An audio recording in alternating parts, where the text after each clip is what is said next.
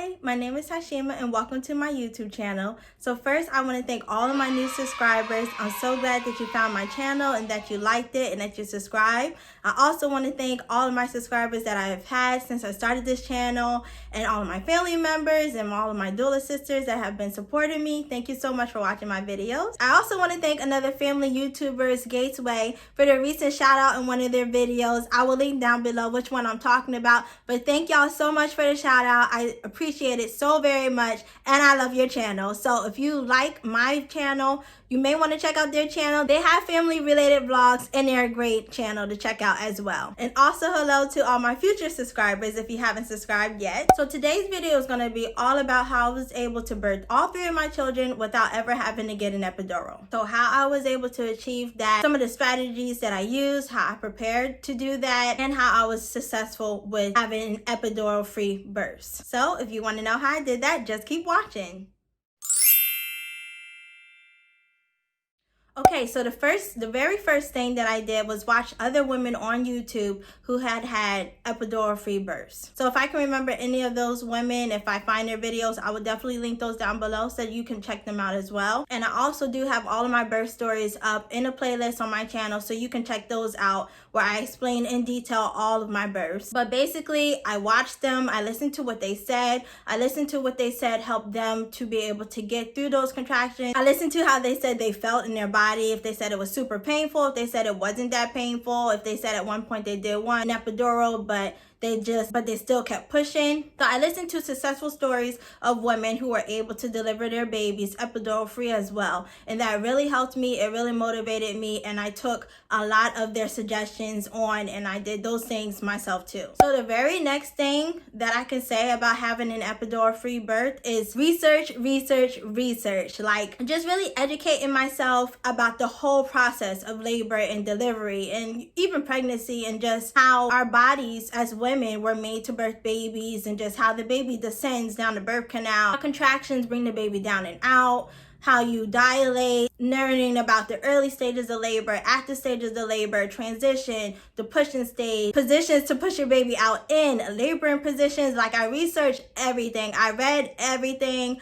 Books, magazines, news articles, medical journals, whatever I could get my hands on, I read. And one of them in particular that I really liked was Evidence-Based Birth. I believe her name is Rebecca something. I will link that down below. She is the one who started Evidence-Based Birth, and she has really great information. Another YouTuber that I like as well, I think I mentioned her in another video, is Sarah Lavonne. So my vaginal births were actually VBAC births, so vaginal birth after a cesarean, because my first birth was a cesarean birth. So I really watched a lot of her videos and listened to a lot of her tips on how to avoid a C-section, how to have a successful VBAC, and how to have epidural free births, and all of that helped me out so much. So I just do want to make a note. My first birth was a C-section. It was an emergency C-section, and for those of you who don't know, an epidural takes about 20 minutes to kick in for it to be like pain-free. So I did not have an epidural in that case. It was a failed induction. So I was trying to labor through. It wasn't working. I had preeclampsia. I was getting too sick. So they called for an emergency C-section. And I had a spinal block, not an epidural, because the doctors needed something that would work really quickly so they could get the baby out as fast as possible. And so that's why I didn't have an epidural in that case. So I've never had an epidural at all. So the very next thing that I really would like to stress, or that really helped me to have my epidural free births, is doctor support. So a lot of this, again, because my situation was a little bit differently, I was trying for VBACs. But if you are a mom who's maybe a first time mom and you're a low risk pregnancy, it's probably a little bit easier for you to find doctors who are a little bit more supportive about the way that you want to give birth and how you plan on giving birth. But for me, especially because I was trying to do VBACs, I had to find doctors who really supported me in having my VBAC, and that supported me in the way that I wanted to give birth. So that was super important to me. And I did come across some doctors that were, let's say, a little bit negative about the whole situation. That didn't dissuade me, because I knew what I wanted to do and I was going to do it regardless. So, but it's also very good to have a doctor who supports you in your decisions, in your birth plan, the way you want to labor, and the way that you want to deliver. So make sure that when you're going through your birth plan with your doctor, or you're asking them certain questions about how everything's going to go down on the day of labor and delivery, that they have your back, because that is a big part, obviously, of a successful epidural-free birth. Which leads me to the next thing that was very, very important for me, was a good support system. A good and a strong support system. So it is super important, and I cannot stress this enough. I don't think that a lot of people even realize just how important it is to have the right people in the birthing room. You want to have a stress-free atmosphere. You want to have a positive atmosphere, a relaxing atmosphere. You know what I mean?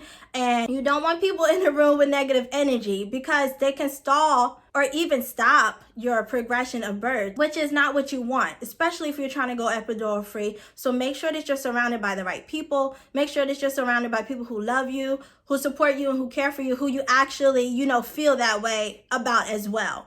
So that's super important. And also make sure that anyone that you have in your birth room, as I said in my Men Need to Know This series, that they are on one accord with the birth plan. Like, they know what it is that you want as a laboring woman, and they know how to help you to achieve that. Don't be afraid to kick people out of the room that you feel don't support you. Don't be afraid to not invite people in the birth and laboring room that you feel as though would be a problem for you. So do what you have to do. Do what's best for you. You know who's really going to be there for you. And birth is not a spectator sport. So don't have people in there that are not going to be in the best interest of you. And then the last thing that I really want to talk about on having an epidural-free birth, especially, is taking the fear out of birth. I feel like a lot of women are afraid of birth. They're afraid of the pain. They're afraid of delivering or pushing their baby out. And I'm not going to sit here and tell you that childbirth doesn't hurt. I'm not going to tell you it doesn't hurt. I'm not going to tell you that it's painless, because it's not. It's painful. Okay? It's super painful. I'm not even sure if it's the worst pain physically that I ever experienced, but it is painful. But the thing about it, or that really pushed me with my epidural free births, is that the pain serves a purpose. So I know why I'm in pain. I know why I'm hurting, and there is a reason for it. So it's not going to last forever. I told myself that. And a lot of times I just told myself, I can make it through this contraction. Take a deep breath when the contraction is over. Try to regroup yourself, and then get ready for the next contraction. And at the same time, for the next one, I tell myself, I can make it through this contraction. And I know it can be really long. If it's your first baby, it can be long. It may not be long, but it can be long. So I really try to not think about so much as the whole process as a whole. I just really try to focus on getting through one contraction and getting to the next one. And I also told myself that the contractions are bringing my baby down and out. So with my first VBAC, with my second birth, I really fought the contractions. Like, they were painful, and it got to a level of pain where I was just like tensing my whole entire body. For every single contraction, I was tensing. Like, I really fought against the pain. But I noticed that in my last birth, in my second VBAC, that I didn't do that. I didn't tense when I felt the contractions. I kind of just absorbed them. And I went with the pain. Like, I didn't fight against them. And I think that also helped me in having a quicker birth that time around. So I just told myself, I reminded myself that the pain is serving a purpose. It's not going to last me forever, and that I can do this. Other women have done it before me, and they are alive, and they made it through the process without an epidural, and I too can do that as well. So those are the 5 main things that really helped me to achieve an epidural free birth. And so I do want to share with you also some things that I did to prepare for my birth physically. So starting at 36 weeks, I drank the red raspberry leaf tea. I read that it helped to tone and prepare the uterus for contractions, for labor and delivery. And I heard that it was good for women to start drinking that in their 3rd trimester. So I didn't drink it before, especially with me, because I was trying to be back and not have a premature birth. I didn't want to start it too early. I know some women start a little bit earlier, but 36 was a safe spot for me. So 36 weeks, I started drinking that, and I would have 1 packet of tea. So about like 6 to 8 ounces of tea every single night, starting from 36 weeks up until I delivered. So I drank that every single night. The taste is not that bad. It kind of tastes like red hibiscus tea, if you've had that. I always drunk it hot, but I'm sure you can drink it cold. I don't think that really matters. I did put sugar in it, and I usually bought my packets from Target. So I can link Target or either ShopRite. I can include a picture either here somewhere, of what it actually looked like. And then the next thing that I did is bounce on my exercise ball. I also started that at 36 weeks, so I did that the same time that I started the red raspberry leaf tea, and actually I did it together. So when the kids were down in the bed, they were asleep, I would go and then I would make my tea. I would get on my ball and I would bounce on my ball for 40 minutes straight. I did it religiously every single night, from starting from 36 weeks all the way up until when I delivered. And I don't know why I chose 40 minutes. I just felt like that was a good time point. And that was like really my alone time with the baby, with my body, with myself, to prepare myself for the labor and deliveries.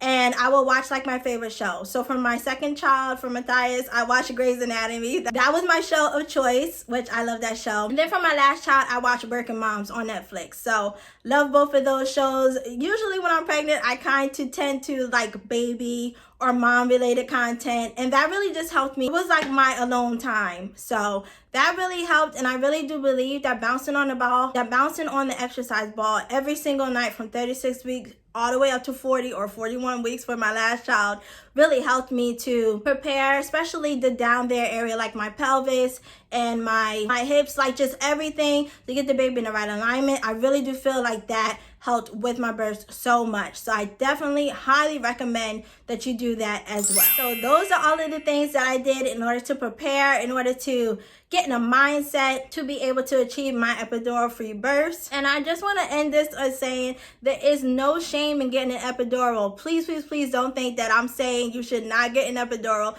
Don't think that just don't feel bad about if you end up getting an epidural. Birth is hard. It's very hard. And everybody's pain tolerance is different. And you really don't know what to expect when you go in. Anything can happen. So just always keep an open mind when you birth or when you plan to birth. Just know that the more prepared you are, the better off you will be. So I hope this will help any pregnant moms out there. If you're planning on having an epidural free birth, or even if you're not a mom yet and you plan on having kids one day in the future and you're wondering how do some women do it, it is possible. You can do it. Just educate yourself. I would say that's my biggest thing. Educate yourself. Know it will be painful, but that you can do it. So I thank you so much for watching today. If you like this video, give me a great big thumbs up. Don't forget to comment, like, and subscribe, and stay tuned for my next video next week, which will be about techniques for an epidural free birth. So the techniques that I use during my labor and deliveries, and also some additional ones that I didn't use but I know that are just as helpful